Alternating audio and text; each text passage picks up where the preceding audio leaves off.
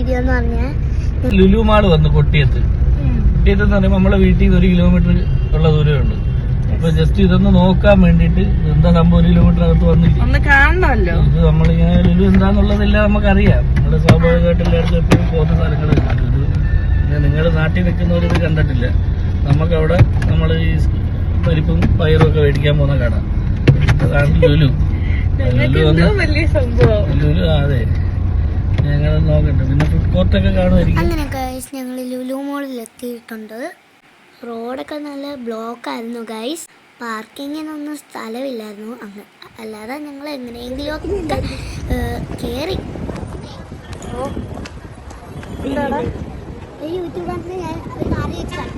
Inauguration കഴിഞ്ഞിട്ട് 2 days കഴിഞ്ഞിട്ടായിരുന്നു ഞങ്ങൾ പോയത്. അതുകൊണ്ട് നല്ല തിരക്കുണ്ടായിരുന്നു ഗൈസ്. ഞാൻ ഇതുവരെ ലുലു മോളിലൊന്നും പോയിട്ടില്ല ഗൈസ്. ഞാൻ ആദ്യമായിട്ടാണ് ലുലു മോളിൽ ഇപ്പോൾ പോകുന്നത്. ഓൾമോസ്റ്റ് എല്ലാ ഐറ്റംസിനും ഓഫേഴ്സ് ഉണ്ടായിരുന്നു അവിടെ. പിന്നെ തിരക്ക് കാരണം ഞങ്ങൾ ഒരുപാടൊന്നും നോക്കിയിരുന്നില്ല. കുഞ്ഞും കൂടെ ആയിട്ട് പോയതുകൊണ്ട് പെട്ടെന്നൊന്ന് കണ്ടിട്ട് ഇറങ്ങാന്നുള്ള രീതിയിൽ പോയതാണ് ഞങ്ങൾ. സാധനങ്ങൾ മേടിക്കുന്നതല്ല ടാസ്ക്, അത് ബില്ലിട്ടിട്ട് ഇറങ്ങാനാണ് പാട്. ചോക്ലേറ്റ് കണ്ടെൻ്റെ കണ്ണ് തള്ളിപ്പോയി ഗൈസ്. ബില്ലിംഗ് ഏരിയയിലാണ് ഏറ്റവും കൂടുതൽ ആളുകളുള്ളത്. തിരക്കുകൊണ്ട് നിൽക്കാൻ പോലും പറ്റാത്ത അവസ്ഥയായിരുന്നു.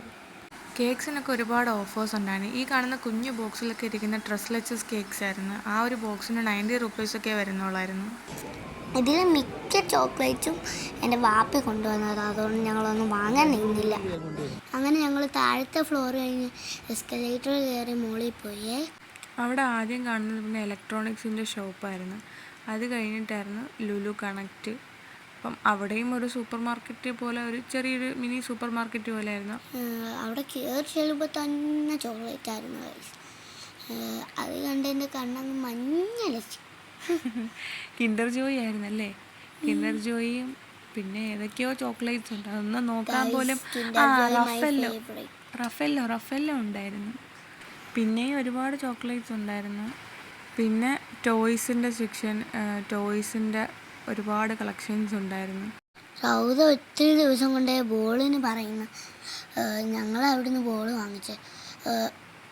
നേരത്തെ ഞാൻ ചോക്ലേറ്റിൻ്റെ പറഞ്ഞില്ലേ, അതാണ് എൻ്റെ കണ്ണ് തെള്ളിയും പോയി മഞ്ഞളിച്ചും പോയി. പിന്നെ അവിടെ തന്നെ ഹോം ഡെക്കോർ ഐറ്റംസ് ഉണ്ടായിരുന്നു. എല്ലാ ഐറ്റംസിനും 60%, 50% ഒക്കെ ഓഫ് ഉണ്ടായിരുന്നു.